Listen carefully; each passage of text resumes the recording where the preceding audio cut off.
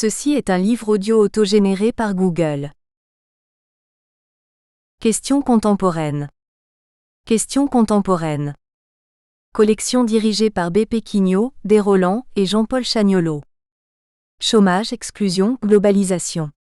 Jamais les questions contemporaines n'ont été aussi nombreuses et aussi complexes à appréhender.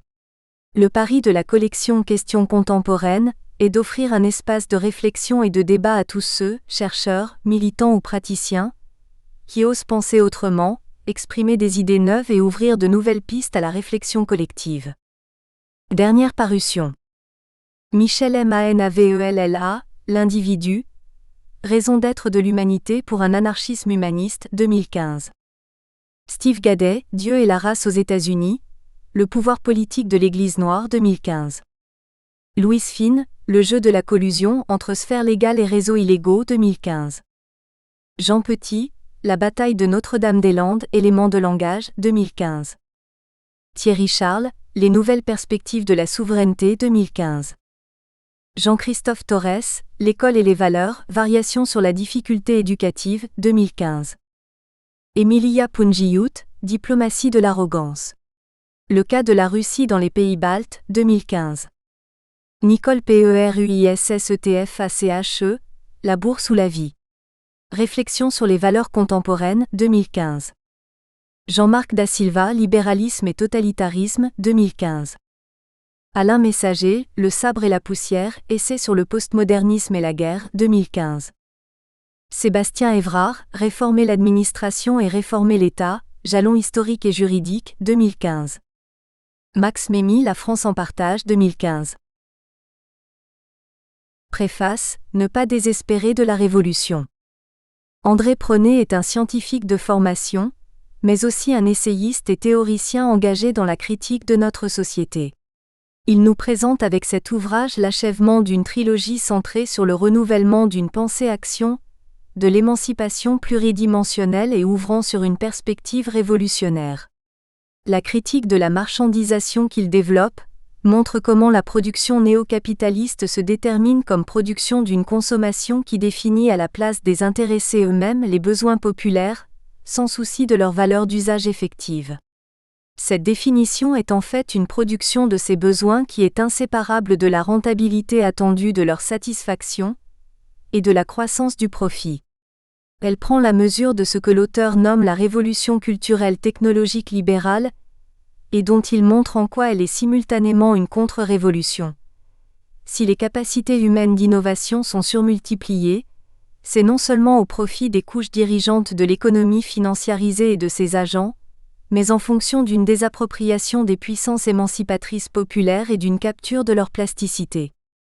La consommation et la marchandisation induites par le capitalisme mondialisé comme condition de sa reproduction toujours élargie, privent les masses populaires de leur propre inventivité en les enchaînant à des besoins non prioritaires et en les endettant à vie.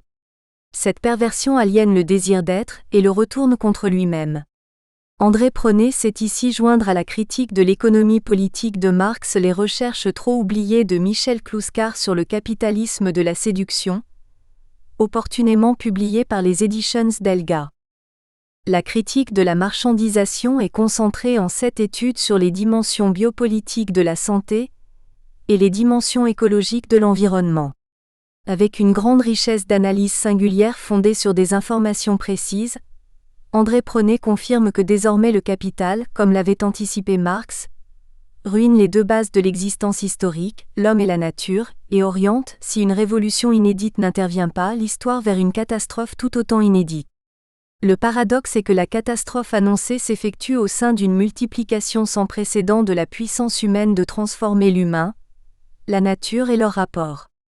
Cette multiplication est surdéterminée par la soumission réelle étendue, au-delà de la soumission de la seule force de travail dans le management entrepreneurial, à toutes les activités humaines, notamment les plus basiques et les plus vitales comme se soigner et vivre en tant qu'être naturel socio-historique au sein de processus naturels. La question de la santé est particulièrement significative en ce que la perversion néo-capitaliste est l'envers injustifiable et intolérable aussi bien des progrès formidables de la médecine, de l'inventivité pharmacologique, que des capacités et institutions hospitalières. Cette perversité a un double visage. Le premier est celui classique de l'inégalité d'attention et de traitement réservée aux maladies, en fonction de leurs aires territoriales et sociales de manifestation. Aux maladies de pauvres dans des nations incapables, pour diverses raisons, de mettre en œuvre les moyens adéquats de cure, de pauvres soins et une pauvre recherche médicale, comme l'atteste la dévastatrice épidémie du virus Ebola en Afrique. Aux maladies des riches ou plus simplement des couches sociales bénéficiant encore de systèmes de santé publique, une richesse de soins et de traitements fondée sur une recherche médicale effective, comme le prouvent les progrès dans la guérison des cancers et du sida. La seconde forme de perversité est réellement paradoxale et originale. André Prenet ne se borne pas à rappeler que les maladies naissent, vivent, reculent et réapparaissent historiquement en fonction de conditions sociales inégales. Mais il fait voir comment désormais l'essor extraordinaire des colossales entreprises capitalistes du médicament réussit à produire, inventer des maladies plus ou moins fictives ou imaginaires à partir du stress social de populations rongées par l'incertitude. À maladies inventées par l'industrie pharmaceutique laissées sans contrôle par des pouvoirs publics irresponsables et ou corrompus aux mains de prédateurs de la santé, des médicaments inutiles ou nuisibles et la gestion lucrative d'une addiction médicamenteuse extraordinairement rentable. La corruption s'étend au corps médical et aux institutions, et pèse sur les organismes de sécurité sociale. La gravité de la question écologique s'enchaîne à la question de la santé. Là encore, la perversité néocapitaliste s'impose avec cynisme puisque le capitalisme se verdit en multipliant les colloques qui, avec une hypocrisie consommée, soulignent les progrès des déséquilibres dans la reproduction de l'environnement, mais n'imagine aucun remède, sauf celui d'industries soi-disant écologiques qui aggravent la situation. La déforestation de l'Amazonie, la multiplication des agrocarburants, les détournements des eaux, la confiscation des terres, la destruction de cultures qui permettaient la subsistance de populations au profit de la production de produits marchandises qui ruinent ces populations en sont des exemples.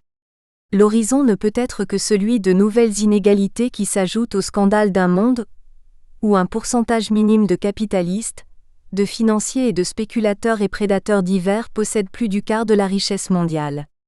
Les catastrophes écologiques seront inévitablement surmontées avec de grandes inégalités sociales. Aux uns la survie en des niches écologiques préservées, aux autres l'enfer de la destruction du milieu de vie et la mort.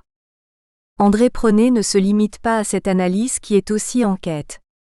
Il est de ceux qui pensent que le moment de la critique et de la dénonciation, que le moment de la résistance, ne peuvent pas être éternisés sous peine de faire de la critique le triste savoir de la tristesse et de ses causes. Il brosse dans la seconde phase de sa réflexion des éléments pour un programme, celui d'une autre révolution.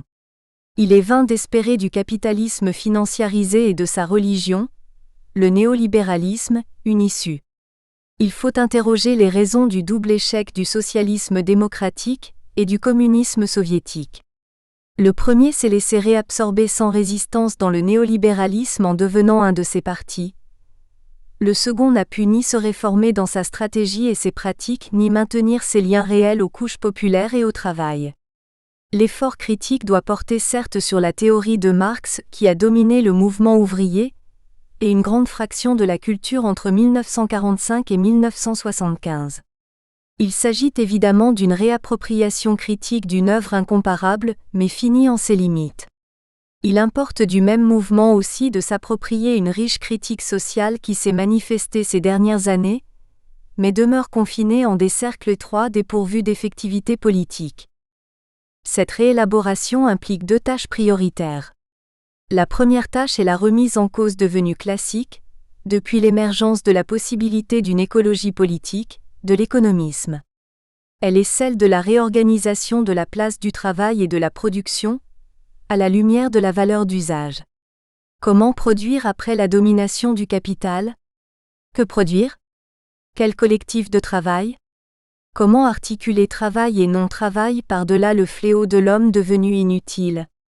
La seconde tâche consiste à relier égalité et partage, car il est impensable de croire possible la généralisation des tendances dominantes. Cette tâche a une dimension cultuelle qui doit devenir hégémonique. André Pronnet soutient que cette culture ne peut naître que de la relance du désir d'être, d'agir et de penser singulièrement et collectivement. C'est là une thématique qui unit Spinoza et Rousseau, et elle est féconde. Elle implique une démocratie, processus qui fasse confiance au populaire, à reformer et sache ne pas se perdre dans la seule démocratie régime aujourd'hui épuisé.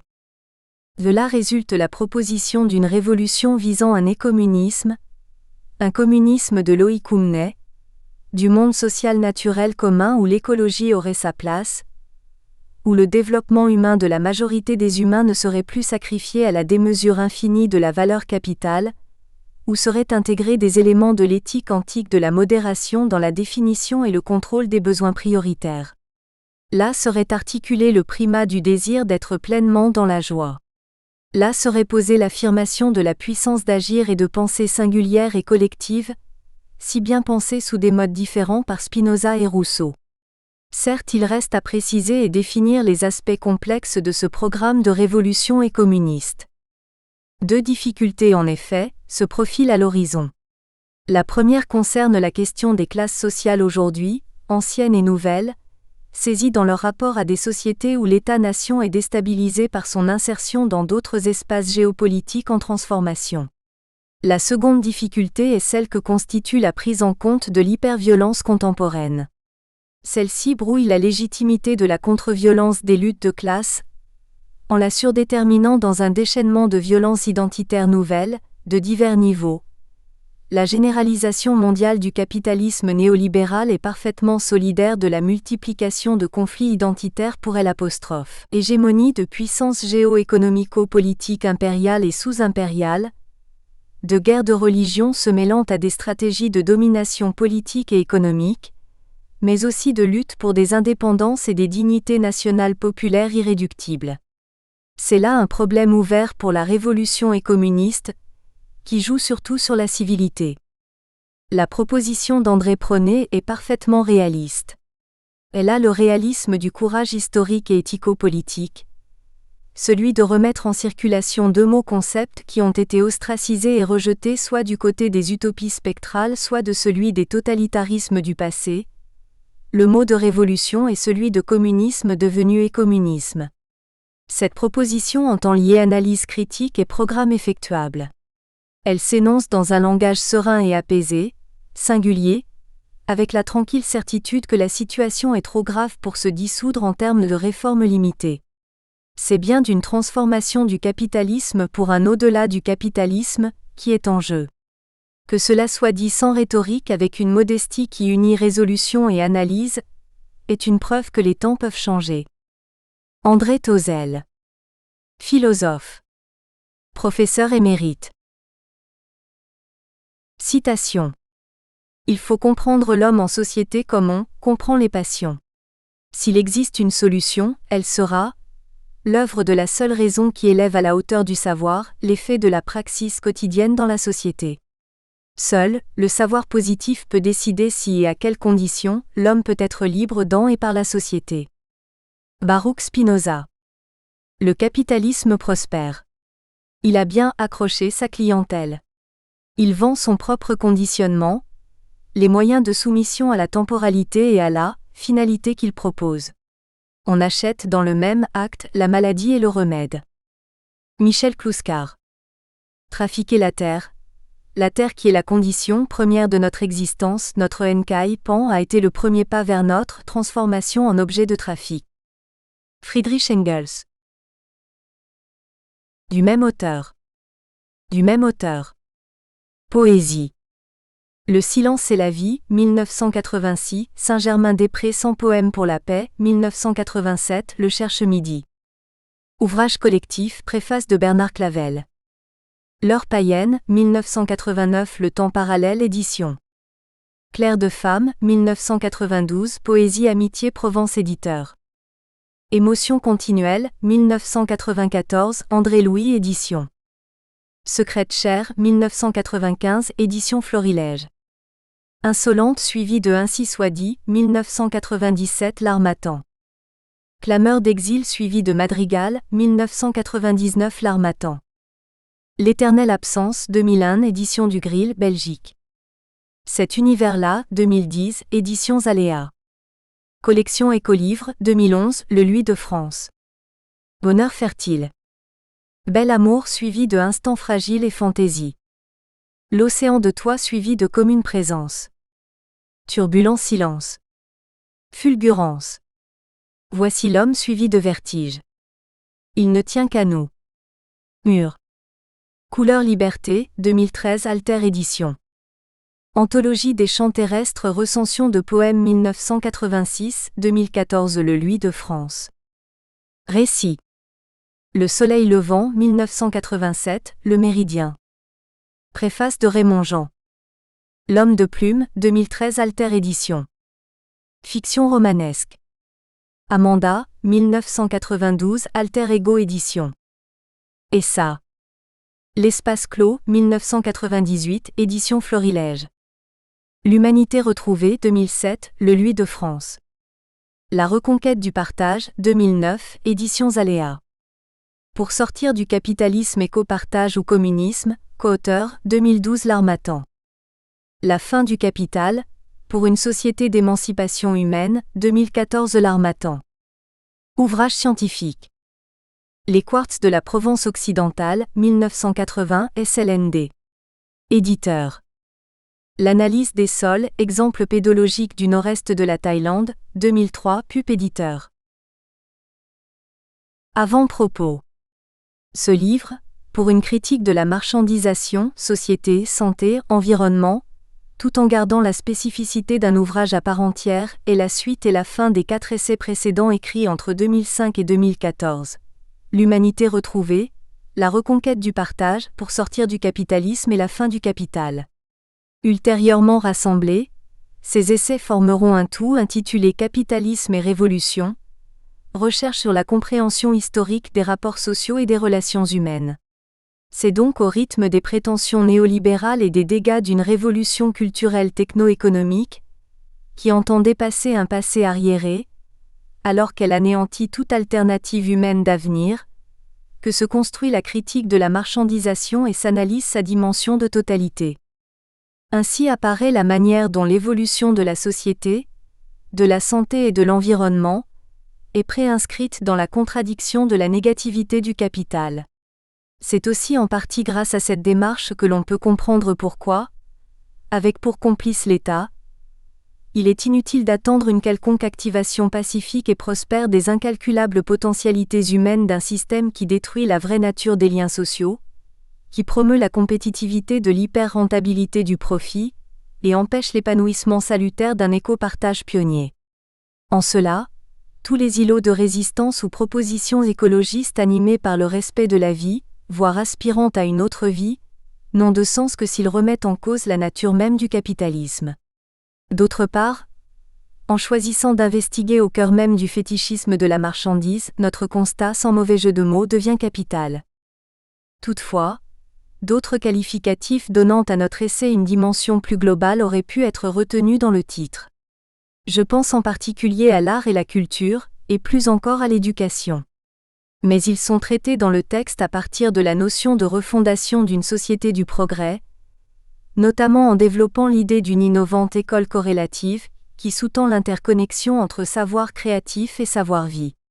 Par ailleurs, en proposant d'ouvrir la dimension spinoziste du désir nourri par la raison à une nouvelle éthique prenant à contre-pied l'idéologie marchande et aliénatrice du désir-profit, il devient possible de répondre à la dimension passionnelle de l'homme sans porter atteinte au bonheur des autres ou verser dans le désir égocentré.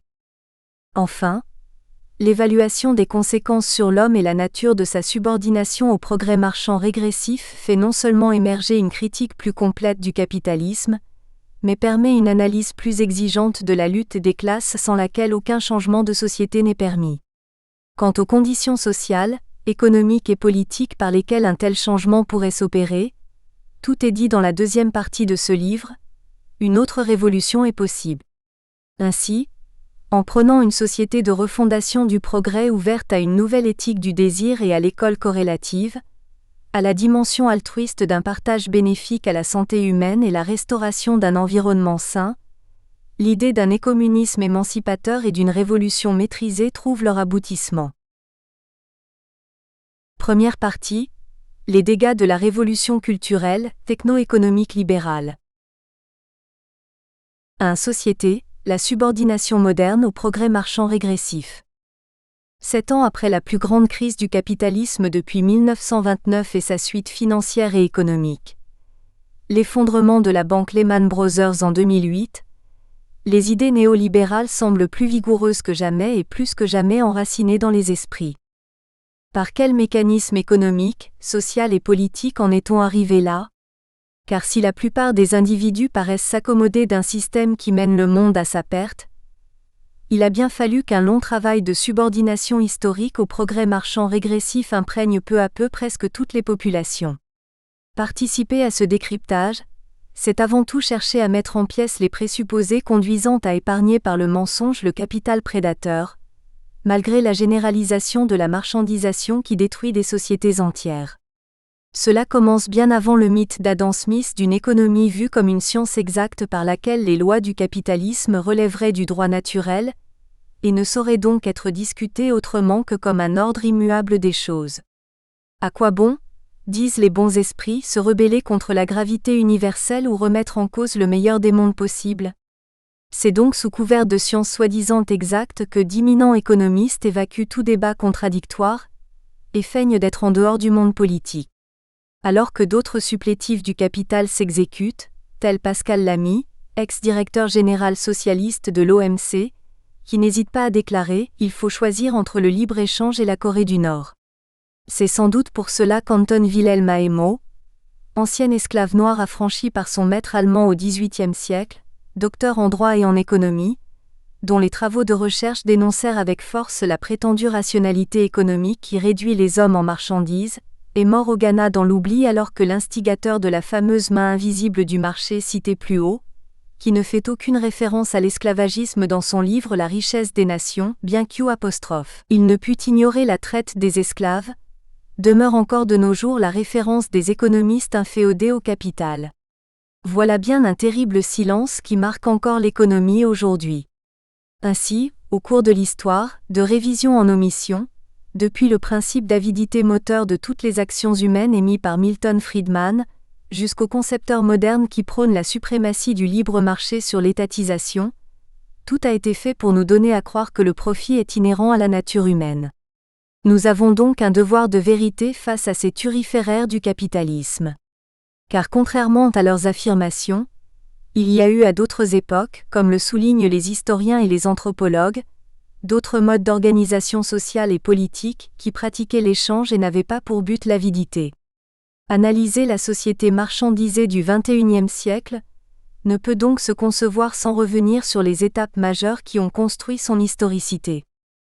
Pour comprendre comment s'est structurée au fil du temps la société de consommation de masse, nous devons l'analyser en tout premier lieu comme production de masse dans un système de masse qui suppose une disponibilité toujours plus grande de biens et de services à travers une culture privilégiant peu à peu l'achat et la vente d'objets non nécessairement utiles, le désir, la frivolité d'individus dépolitisés et consuméristes. Pour autant, nous n'analyserons pas la totalité du lent déroulement historique de la marchandisation des sociétés humaines. Les 4 ordres principaux des sociétés préantiques, antiques et moyenâgeuses, chefs, rituels, devins, monnaie, déjà à l'œuvre avant que l'empire civilisateur marchand ne vînt, ont déjà fait l'objet d'un long développement dans l'Humanité retrouvée publié en janvier 2007.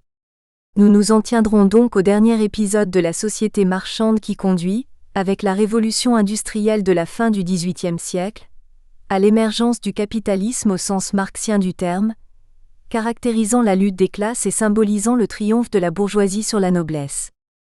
Pour ce faire, nous nous appuyons sur l'histoire du modèle américain de consommation de masse, à la fois comme phénomène national aux États-Unis, mais aussi comme élément de diffusion transhistorique d'une culture monde et de pratiques matérielles et culturelles de masse à l'échelle du globe. Car c'est en réponse au problème du surplus de production. Nous espérons que vous avez apprécié cet aperçu. Pour continuer à écouter ce livre audio sur Google Play Livres, utilisez le lien dans la description de la vidéo.